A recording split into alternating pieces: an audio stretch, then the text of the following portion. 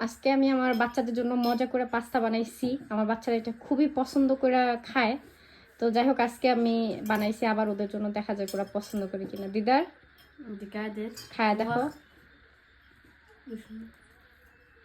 মজা বুকু। আর নিচে খায় দেখো। সুসাবি টমাট। হ্যাঁ, টমেটো দিয়ে, রসুন দিয়ে।